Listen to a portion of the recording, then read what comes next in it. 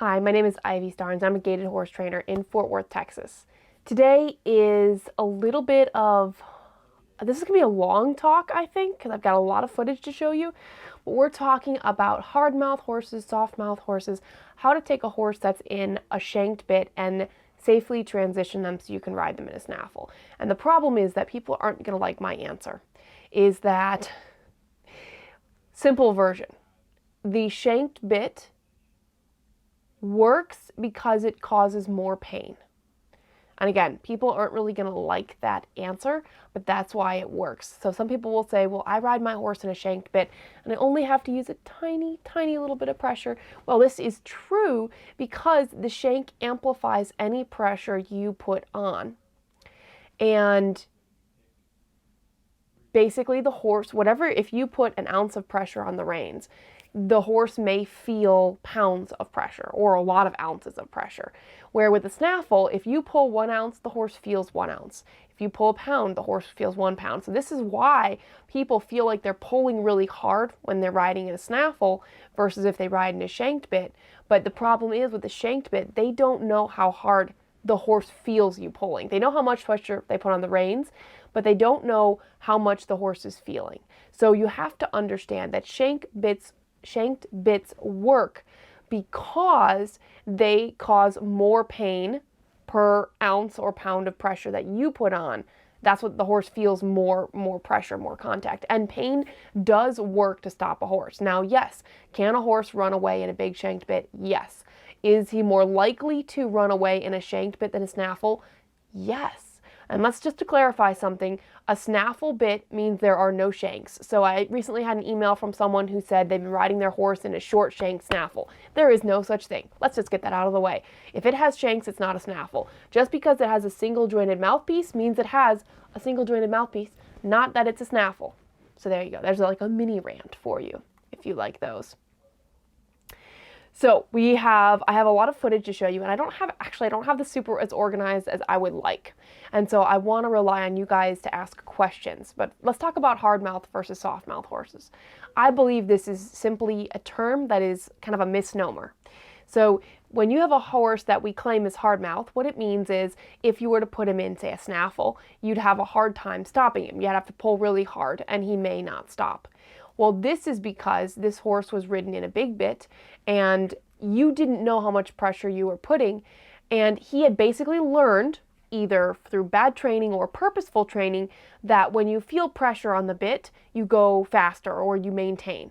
So the thing is, what you have to understand is many gaited horses are actually trained this way on purpose, that when they feel contact, it actually means keep going or go faster. Not the traditional way when you put contact that means go slower or stop, which is how I train. And so if you have a horse that you feel is not doing that, is going through the bit, or what you want to say is hard, it just means they've been trained or they've learned to ignore the bit or need more pain to stop, i.e. a bigger bit. It is not about the equipment, it is about the training and the time that you put in. So I'm gonna show you some horses that went from a big bit to a smaller bit, and how softness helped them not only the gait, but also helped them to have a better stop. And then I'm gonna show you some excerpts. So I have a video on how to train your horse to stop, and it's free, and the link is in the description, I think. But I want to show you some excerpts from that on how I trained that. And again, I want to answer any questions you have. So let's go ahead and start watching this video here. So we're going to show this black horse here. And you can see he's been being ridden, and this is the very first time I got on him, in these big, long, it's a big, long walking horse bit. So because of the ratio between where the mouthpiece is and where it attaches to the bridle and how long the shanks are, this is what I would call a very severe bit, very harsh. If you put a tiny bit of contact on, the horse feels that multiplied by a lot. I don't know the exact multiplication, but it's a lot. And so many horses, when they're ridden in bits like this, they will feel light, like they stop well, but like this horse, because there's so much pain in their mouth, they actually won't soften and give to the bit. they'll kind of throw their head up. And you can see him, even when I take the slightest bit of contact, he puts his head up and his nose out because he's reacting to that pain. So very quickly, I switch him to the McGregor releasing bit. If he was at home, I would switch him to bitless or to the Rock&S Rays snaffle, not just keep riding him in this. And I do switch here. So here he switched to the McGregor releasing bit. And the difference that we're looking for is I'm going to take this horse, and this would definitely be one that if I put a snaffle in, he probably wouldn't stop well. He probably would be what we would call, and I don't want to use the term, but he'd be a hard-mouthed horse, which simply means to stop him, he needs more pain until we retrain him. So this video is about retraining. How do you take a horse that you consider hard-mouthed? Let's not use it. Let's talk about a horse that's responsive, that feels the light contact and softens his nose and or stops. And I'm going to show you another horse in a minute. This horse is pretty relaxed and chill, so we mostly worked on just softening. Anytime there was a little bit of softness, right there, I immediately released. Now, he's not rushing. Some horses will rush, and so in a minute I'll show you an example of a horse that when you give them a loose rein, they speed up. And so I train that separately from softness, kind of separately.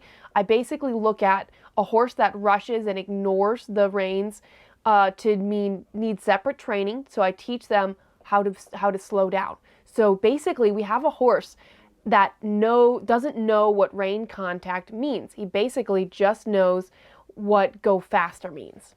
Does that make sense? So he basically doesn't know how to slow down with light contact. And so we basically take a horse and we retrain them. We pretend like they don't know anything. So with this horse, I'm working on softness. And you can see this video, I'm going to cut it short here in a minute, but this is one of my my free head down videos. So if you want to see this full video, you can watch it there.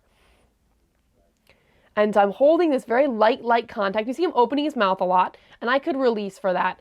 But I was wanting, see how his nose is up? I want to see him really soften. Not necessarily drop the head.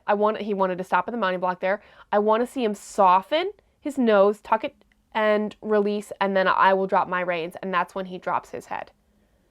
There he softened and I released. And so I just wanted you guys to see that. That was a horse that went from really big shanks to the much smaller shanked bit. But again, if I was taking that horse for training, I would switch him to the snaffle and do this exact same training. So let's say you have a horse and you have some kind of a shanked bit and you want to work toward getting a snaffle. What you would do is take the horse in an enclosed area, a round pen, a small pasture, an arena, anything small and enclosed, switch him to a snaffle, start going on small circles, do the head down and the softness training, and then work on stopping. Okay, so let's, going to check and see if there's any questions. No questions yet. Okay, let's continue on. Let's take a look at a horse that was a little bit faster. So this horse, and you can watch this complete video on my private training group, so if you're part of that, you can watch this here. We're going to skip ahead a little bit. So he was being ridden in this a little bit, it looks like a Robart or a very similar to the Imus shanked bit. And he was a horse that was trained to go fast. I mean, you can see he even walked off. And it's a pretty big bit. It's a bigger bit than I want to use for training. Again, I like to use a snaffle for training, though at times you'll see me switch to a McGregor because the owners aren't ready for the snaffle. If I was training the horse at home, I would definitely be using a snaffle bit and not a shanked bit. And if you needed to, if you felt like on the trail you weren't safe, you could switch to a shanked bit on the trail, but do all of your training at home in the snaffle. I don't know how to make that more clear. The way you train the horse to listen to the bit is to train him to listen to the bit. So here we go. We had this horse wanted to go faster. It didn't matter what bit. I could pull and he'd toss his head. That's a big reason that I would switch to the McGregor releasing bit here, is because his head is up so high and he seems to react when I put contact on. So I'm going to skip ahead. And after a little bit, there you go, I switched to the McGregor releasing bit. So now I want to watch a little bit because what I'm looking for is there are times when this horse speeds up and I could let him keep going, but what I do is I ignore everything else and I focus on the speeding up and I pull on the reins till he slows down and then I immediately release. And again, if I had this horse at home, I'd be riding him in a snaffle. and doing this training in a snaffle. So I've done this before with multiple gaited horses that were fast. Is basically what I do is I ask them to speed up a little bit, just a little squeeze and a little cluck, and when they go fast, I ignore everything else. I pull on my reins, not just the few ounces, but I pull on my reins, and I hold that contact until they slow down. And as soon as they slow down, I release. And if they speed up, I pick up my reins again, but as soon as they slow down, I release. And this can take a horse in just a matter of a few lessons and train them to be responsive. So we've taken a horse that, if you want to call them hard-mouthed, but they're unresponsive to the reins and bit, and you've started to train them to be responsive.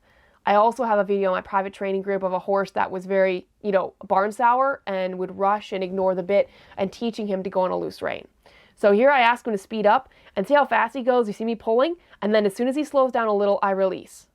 That is kind of what I'm talking about, and we'll watch this a little bit, but you can see this horse as well on he's in one of the head down videos, so you can watch more of this. So when he speeds up too fast, see me, I'm pulling, pull, and as soon as he slows down, I release. Slow down and release. And after even just this first day, at the end of this first session, he already started to get it. So in one session, every time he speeded up, I'd pull, and as soon as he slowed down, I give him this big release. And if he sped up again, right there I'm pulling, and then it's pulling, and there I'm stopping because he was probably gaiting a couple steps. Let me speed up a little bit more. So this is still the same day. Let's take a look, see if he can slow down a little bit. So there I release. I say slow down, and then I give a release. See how he's holding it a little bit slower? And release. It's this idea that we are training the horse. We're not just pulling and holding contact. We want the horse to do whatever speed and gait we want without having to have contact. And that takes training, if that makes sense. So there's that horse. I want to look at this one. This is more about softness. Let me just see if there's any questions. Hey, look, some questions. Megan says, I honestly can't wait to get rid of my Imus bit. Yeah, I don't like the Imus bit. And Megan, your bit went in the mail today. Sue, are you going to do a live video about training to slow down? If so, and even if not, please point out videos already out there. I already have some videos out there, and this video is kind of covering that as well. But that's a great question. Pamela says, I switched to a 3-piece snaffle with a noseband. Do you think that would be okay to leave him in long term? Probably, if he does well in it. If the bit is working, then stick with it. Make sure your noseband is loose. That's actually a video I will probably be doing soon. I just need some actual footage of a horse, and I don't have that yet. Sue says, in most situations, Willow slows down in response to the bit, except going home up the driveway. So you need to train, if there's a situation where the horse normally slows down, great. So one, make sure you practice the slow down and basically a good whoa at all speeds, walk, trot, walk, gait, canter. If there's a situation where your horse doesn't slow down well and you know about it, you need to go and actually, that's the place to train it. Those places where they don't do well, and to actually spend time training. Linda asks why she can't wait to get rid of the Imus bit. So Lindy, sorry, my bad. Some horses do really well on the Imus bit, and I don't recommend you change it. I know one personally that I tried the snaffle, he didn't like it, but he liked the Imus, and this was before I had the McGregor. The Imus bit is quite harsh and heavy and clunky, and I'm not a fan. If your horse likes it, that's fine. You don't need to change it. Let's see. Oh, got other questions. And all right. Pamela says, also wondering how to keep the softness going forward. As soon as I do a total release, he doesn't stay soft. So Pamela, I would need a little bit more of a description of what you're saying, because it's all about ask for the softness with the very light touch and release. And when you pick up again, you should still have the softness. If he's bracing, that means he wasn't soft to begin with. Lynn says, not sure if this is the time, but could you speak about tongue relief and the merits of it? Really briefly is that some horses, and a lot of gaited horses, have bigger tongues, and they need room so that the bit isn't just resting on their tongue, which could be why a 3-piece snaffle horses don't like, and they might prefer a mullen or a straight bar, like a D-ring snaffle that's more straight across with a little bit of a port. That might be something they'd like. Lori says, second day working my horse head down, soften. Every time I put a little pressure, put his head down, but right back up. So if it's only the second day of working on head down, that's really normal. If the horse softens and you release and he puts his head down and it goes right back up, that's normal. Watch my free videos on head down, which I think you've seen, and you'll notice that many of the horses at the beginning will pop their head up. Let's take a look. This is a paint horse. Wait, no, yeah, this one. So this horse is being ridden in a snaffle. I switched it to a snaffle. And this is from like 5 years ago, so it's a little while ago. And I'm working on softness and head down. Now this horse is pacey, and you can see that. And in just, this video is only 5 minutes long. And this horse goes from being high-headed to starting to gait and soften. So what I do is I ride the horse at the pace, and I'm holding contact, and as soon as, I think it's she softens, I release the reins, not watching for the head to go down, but looking for that softness. Look at that, look at that, look at that, look at that, look at that. And her gait immediately changes. So what did I do? I stop and praise. Beautiful, beautiful. And actually, I recently had somebody comment saying that they don't stop and praise. They just pet the horse when they get into gait. Well, here's my problem with that, is that many people come to my clinic and they've gotten their horse to gait and they pet the horse and they say good boy and they give a loose rein and the horse goes back to pacing or trotting and they can't get it again. So this person is probably very skilled at riding gaited horses and is doing other things other than just petting. This is the simplest way to let the horse know when they've done the right thing, which is stop and praise. Anyone can do it once you feel the gait. And horses can learn to stand very well doing the softness and head down. So in this case, I am a firm believer of when the horse is learning to gait, of asking the horse to stop and stand when they get it. Once they start to understand it, then yeah, you don't have to stop all the time. You can say good job and give them a loose rein.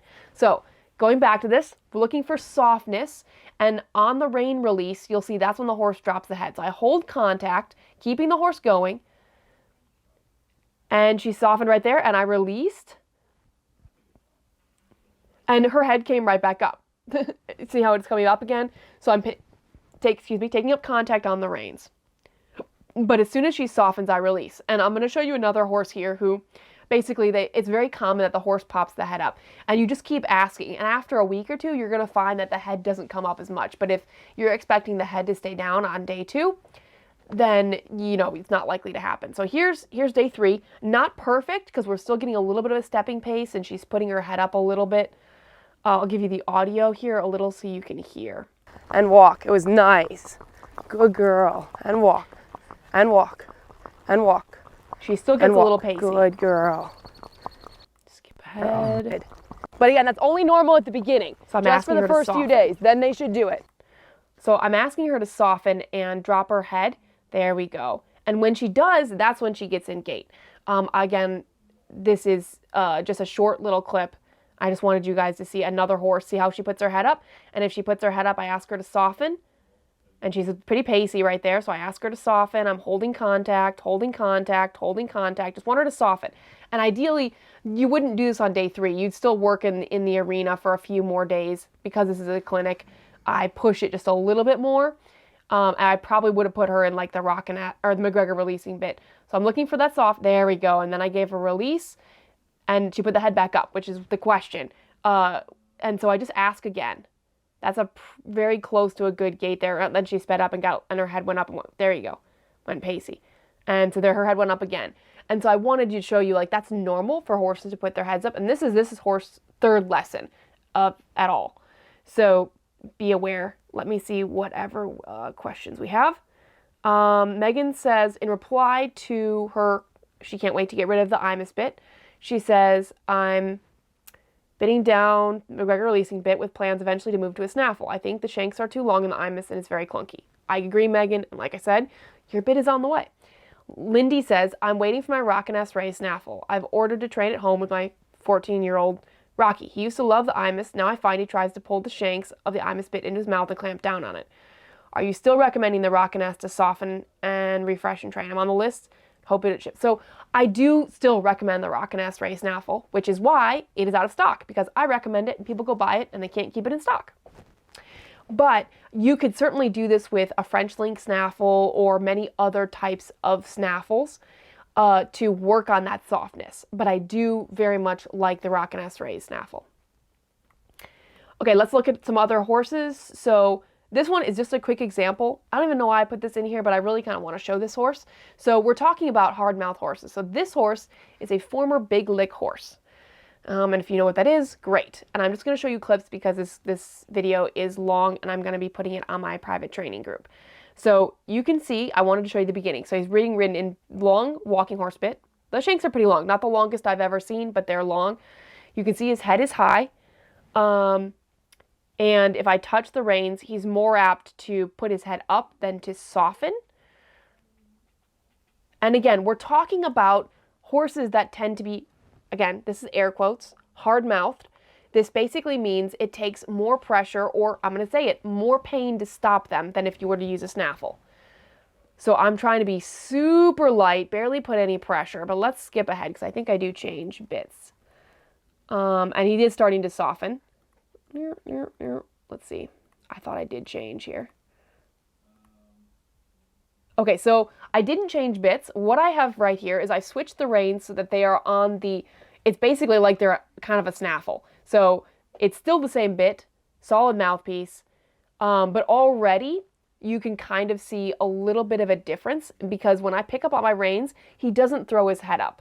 So this is technically like 23 minutes into his lesson that I'm doing this.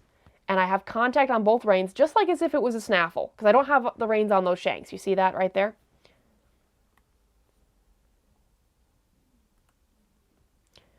And I'm asking him to soften, so I hold that contact, and I'm looking for him to really just soften. And see how he's right there? He's bracing against it. He put his head up. He slowed his walk down. And I just am trying to feel for him just to soften a little bit. So this would be a horse that I would say is definitely, like, he needs a lot of pain to stop him, but he wants to throw his head up because he has that muscle memory. And there we go. There he dropped his head, walking over the poles. I'm just walking over. I'm not asking him to do anything other than walk. And I'm really looking for that softness. This is where, if I were to retrain this horse, I'd put a snaffle in and we would spend 2 weeks working on softness, working on stopping, which we'll talk about stopping in just a minute. But I wanted you guys to see this. This is a horse with a big shank bit. When I put contact there, he softened. That was lovely right there. But yes, he puts his head right back up. All right, I'm going to skip ahead. I'm going to post this on my private training group, so if you're on there, you can watch it. So here I actually do I've switched to the snaffle. This is the Rockin' Raised snaffle that he's being ridden in. He doesn't seem to, like, there's not like this huge obvious difference, but I just wanted to stop riding him with the shanks. So let's go back. Here we go. So again, I'm riding him on circles, asking for softness. He likes to throw his head up when he goes over those poles, and I'm not really looking for that. I'm just looking for that softness and the head down. One interesting thing about this horse, I'll just tell you while we're watching, is so his owner would spend like 15 minutes lunging him to warm him up before our lesson for the first 2 days, because she said he wouldn't relax unless she did that and warmed him up. Well, by day 2, he was really starting to do head down really well and soften and get it. And so I asked her, I said, on day 3, please don't warm him up. Just tack him up and bring him to me. And so she did, which was wonderful of her. And she brought him to me and I hopped on, and he did rush for just a couple minutes, but we did all this head down training, the softness training that we've been doing. And within a couple of minutes, he was happy just to walk. And she was completely blown away by that because she'd never seen that. Her horse had to be tired to walk. And this head down and softness training has a huge benefit of teaching horses just to relax. All right, let me skip ahead and see. So you can start to see, let's see, this might only be day 1. Oh, this must be day 2 or 3. There we go. So I wanted to just fast forward to day 2 or 3. You can see, look at him soften now. Still in the snaffle. Look at him lick and chew. It's not perfect because when I speed him up, he still wants to put his head up. But this horse has been ridden. He was ridden big lick before the lady who got him, and she doesn't ride him that way. But she would let him put his head up. So he has the muscle memory of having his head really high. And I'm just asking him to soften and there to listen. And you can start to see as he drops his head, he starts to look so much prettier as he starts to lift the base of his neck, lift his withers, and use his hind end. And that comes from getting that head down. Now his head isn't down to his knees or the ground, but he's already moving easier and softer. And if you see that, instead of pushing against the reins and throwing his head up, now he softens when he feels contact. Look at that. That's beautiful. And I probably bumped his mouth there too much. Again, this is from a few years ago. I think I'm a better rider now, so please forgive any of those little mistakes. But there's so much more licking and chewing, and the licking and chewing means he's releasing tension, and it means he's using his jaw and not just braced. All right, and again, I'm going to put that on my private training group probably today. Let's see if we have any questions. Okay, let's see, we have... Chrissy says her horse loves the IMUS training transition bit, which I believe is similar to a snaffle. It doesn't have the big long shanks. Kathy says Pistol Lily Tack has the Rock and S bit. Excellent. Thank you for sharing that. Sue says, yes, I've been trying to work on the driveway, but right now the only way I can get her to respond is to ask for a hard circle.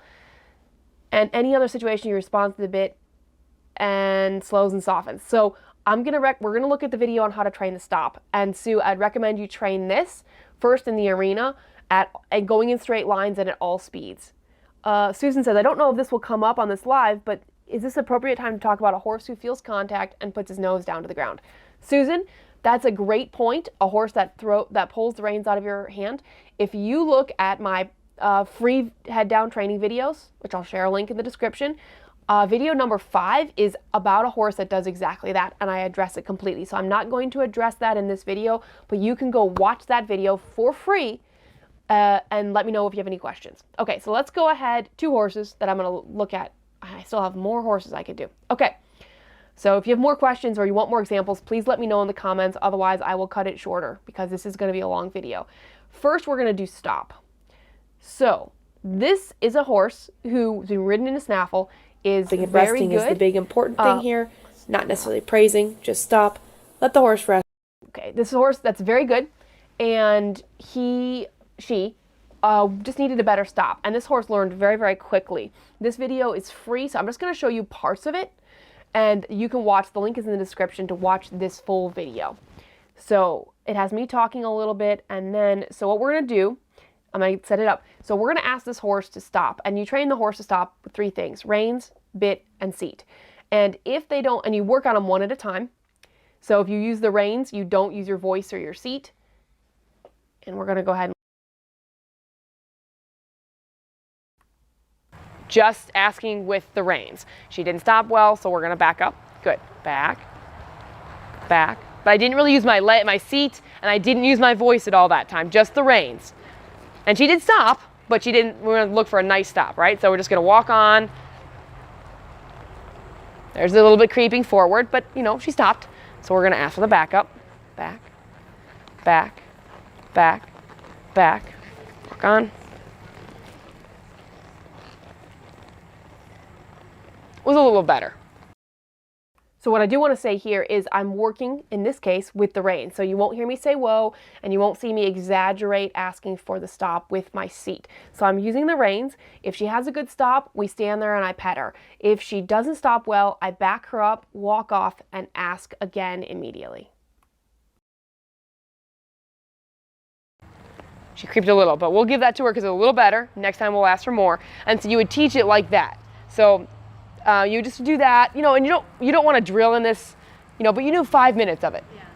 Good girl. Or I only love training, so maybe you like to do training, and so you spend more time. Okay. I love to do training. So I'm training. Good. Not overtraining her. But I mean, you just like to be working on things. Trail, you know, let's do something that's training. Good. I love training. I'd rather do that than trail ride. So.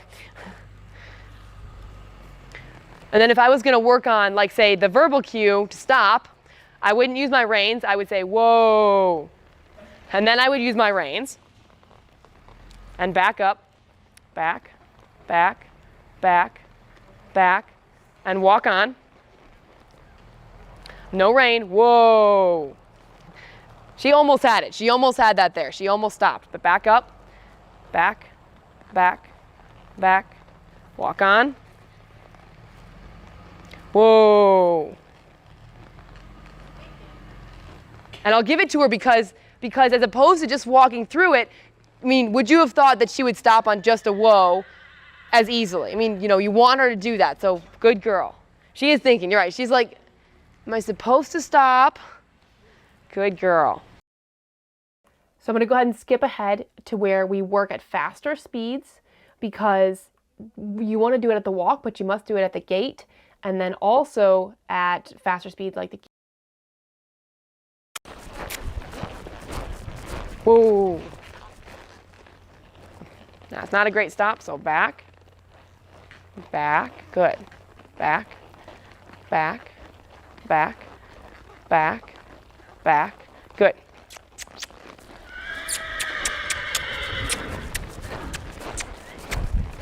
Whoa. Good girl. Look, she tried. She tried really hard that time to stop, right when I asked her. Good girl. Good girl. She has a very nice canter. Okay, so there you got to see a little bit of how I would train it, and that video is free. You can watch the whole thing, but it's important. So when we talk about retraining a hard-mouthed horse, or a horse that ignores the reins or ignores the bit, whether using bitless or a bit, it doesn't matter to me, you basically do this kind of training. You do the softness training, and you train stop, and you train turning. Because if you don't have those pieces in the arena, then you're definitely, absolutely, definitely not going to have that when you go out. And then you want to go out, even if it's out to the pasture or a little bit farther away, and work on it. And so it's getting the horse to respond, and then you want to do it on a windy day. And then you want to do it on a day where it's raining outside. So if you have an indoor arena, it's loud. Okay, so so two things. Let's see. Sue says, I've been trying to work on it in the driveway, but she mentioned this earlier, that she can only get her to respond on a hard circle.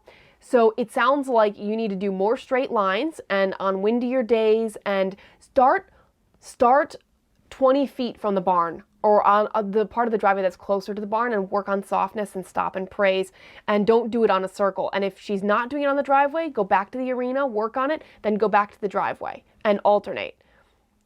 Let's see. Diana says, great video. I'm getting the rock and ask for my horse to work on a softer mouth and head down. Excellent. Rhonda says, when you're backing her, am I using my feet? I don't, if I am, it's just on accident. I'm mostly using my reins. My horses are trained to back with leg pressure and starting that with the reins, but it doesn't really matter. I'm probably using my feet a little, but you can see me backing up. It's the reins more than the feet. The reins are supposed to tell the horse which direction, and my feet are saying, give me movement, if that makes sense. Okay, let's look at another horse. I have two more, unless you guys are getting tired. So again, please tell me if you want to see more examples or you want me to stop, because this is a longer video. I like feedback. Okay, so this horse is, I just uploaded it to the private training group. This is Beau. So get shorter horses. The interesting thing with Beau is that the owner did a good job training him, but said to me, he's got a little bit longer shanks. She said to me, he stops really well off of the seat. And what we found was that this bit made him, again, because bits cause pain, this bit caused enough pain that a very little touch of the reins got him to soften. And when I switched him to the McGregor releasing bit, he did not slow down or stop as well. Again, he'd be a horse that if you put him in a snaffle, he would probably mostly ignore it, because the shanked bit can cause so much more pain than you can tell with your hands. You could be light with your hands and cause a lot of pain to the horse. So I could, and one, he also, both me and the owner found he didn't listen to the seat if the reins were loose, which tells us that he wasn't listening to the seat in the first place, he was listening to the reins. So be aware that if you say that's the case, that your horse listens to your seat, but if your reins are loose and they don't listen, then they're not. So loose rein, he is happy to walk in the arena. I love how he puts his head down. Again, he's had really good training. But what we found is that he was particularly light because it was this bit that caused more pain. And he's also pacey if he puts his head up, and so we were working on head down, which he's doing really well. Again, he's a very well-trained horse. But let's see here. Skip ahead. I'm trying to see where I speed him up a little bit, so you can see the head is up a little. Okay, so here we go. So here you can see he's pretty pacey. It's a stepping pace. Got a nice head nod going there. That looks really good. He's got the loose rein. And there he speeds up going too fast. And I didn't have to pull on the reins very much, and he slowed right down. But when I switch to the McGregor release, that's a nice little gait there, starting to trot. When he puts that head down, he can gait like a champ. But when I switched him to the McGregor releasing bit, here we go. What happened was I had to pull so much harder with my reins to get him to slow down. And the owner actually got on and had the same comment. I had to pull a lot harder. And again, he wasn't a runaway or anything, but it was the fact that that bit caused more pain, had more leverage and more shank that made him seem like he was light. And again, if I was training, I'd put him in a snaffle. So it is not about the bit. It is about training. So when people are contacting me and they say, my horse has this big shanked bit and I want to get him to a snaffle, but he runs through it, which I get messages and emails like that all the time. It's because people don't want to spend time putting the training in with the snaffle. They're like, well, I can't stop him, so I guess I can't ride him in a snaffle. That's owner error and the lack of being willing to train a horse to listen to whatever bit that they're using. And I know that can seem a little bit harsh, but it's very, very true. So what happens is you get a horse and he was ridden in a big bit. Oh well.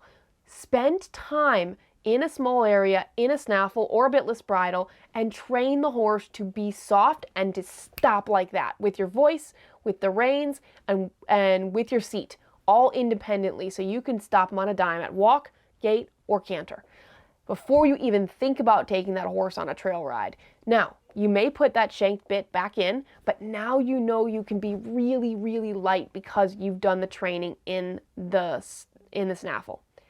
Okay, let's look at one more example. This, where did it go?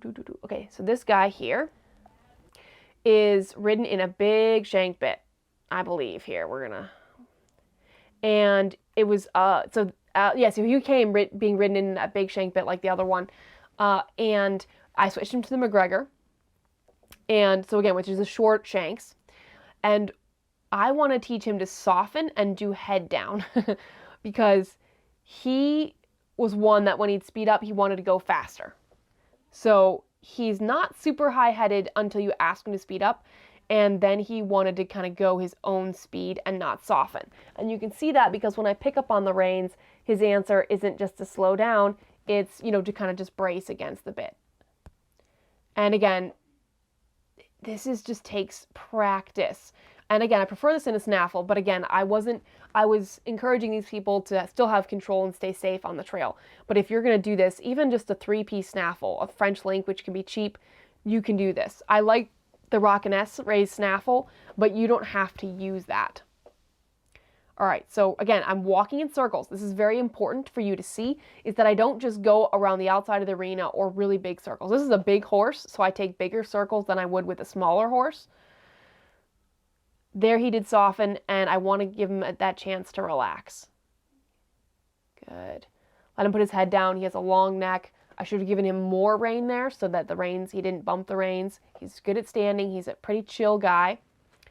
Let me see if I can get to where we speed up a little bit here. So I'm still working on softness at the walk, and I do that. This must be day 2. Wait a minute, let's see what I changed. Yeah, this must be day 2.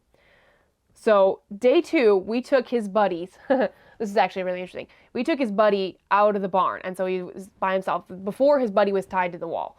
So now we see that energy that they see. So he's being ridden in the Rock-and-S race snaffle. Now look at his head being up. So imagine this was your horse. Let's say your horse gets like this. I was like, don't worry about it. Don't worry about bringing his buddy back in here. I want to practice this. And this is actually, I think this video is on the private training group because this is super, super cool to see the transition of this horse. If you listen to the audio, he's whinnying. You can see he's just pacing, he has his head high. I'm trying to teach him to soften and relax when he's very, very nervous. So this horse is a really great example of this. And so notice I'm going in circles. I don't just go big circles or straight lines. And I'm asking him to soften. And again, he was being ridden in a giant shanked bit. And it's taking more contact for me to have him start to listen and start to soften. and he's pretty much ignoring me. You can watch his ears aren't pointed toward me. He's listening because I have a shanked bit, and if I had a snaffle bit, it would probably be even harder to get him to stop and listen. But if I had this horse for training, I would just start with the snaffle and do circles. There, he dropped his head a little bit. He's pooping, so that could be why, but we'll take it. I gave him a loose rein while his head was down. So let me go ahead and skip ahead. I started to use some food when he stopped, just to reward him and give him some way to chew so he didn't stay too tight.